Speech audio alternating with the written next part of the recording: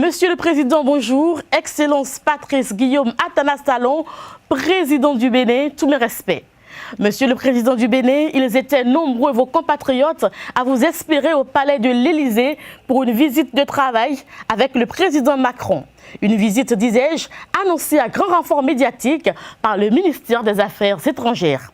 Monsieur le Président, le 1er octobre dernier, le secrétaire général du ministère, en lieu et place du ministre, affirmait sans ambages qu'à l'invitation de son Excellence M. Emmanuel Macron, président de la République française, M. Patrice Talon, président de la République, chef d'État, chef du gouvernement, effectuera du 2 au 9 octobre 2017 une visite de travail en France.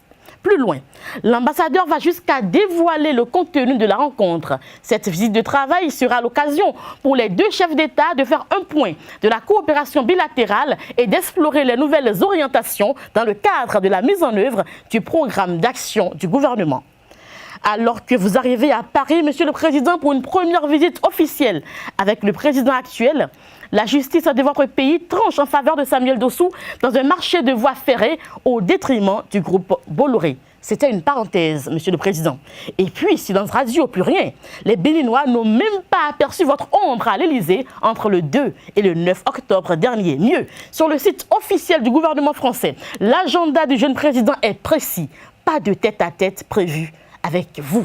Monsieur le Président du Bénin, reconnaissons-le, vous avez été humilié en France, une vraie bourde diplomatique parce que notre diplomatie a manqué de tact. Vos équipes ont voulu bousculer les règles élémentaires de diplomatie et le résultat est là.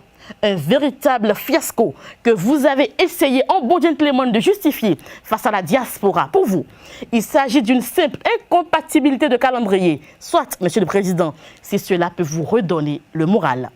Je reste consciente, Monsieur le Président du Bénin, que vous n'avez subi aucune déconvenue de la part de votre homologue français et qu'on ne vous fasse surtout pas croire que le président français voulait vous mépriser. Je n'aime pas particulièrement la France, mais je respecte les Français dans leur manière de faire et de fonctionner. C'est un peuple de rigueur qui a une histoire.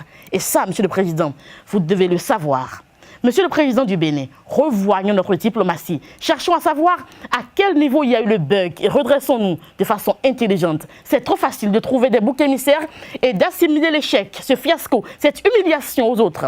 Où avons-nous failli, Monsieur le Président? À quel niveau la machine n'a pas fonctionné? Osons nous poser les vraies questions pour que plus jamais vous ne soyez traité comme un vil individu hors de nos frontières. Vous êtes une institution, vous êtes et resterez un grand homme, Monsieur le Président du Bénin. Je suis Nadège Dirouin. Je reprends du service pour de bon cette fois-ci.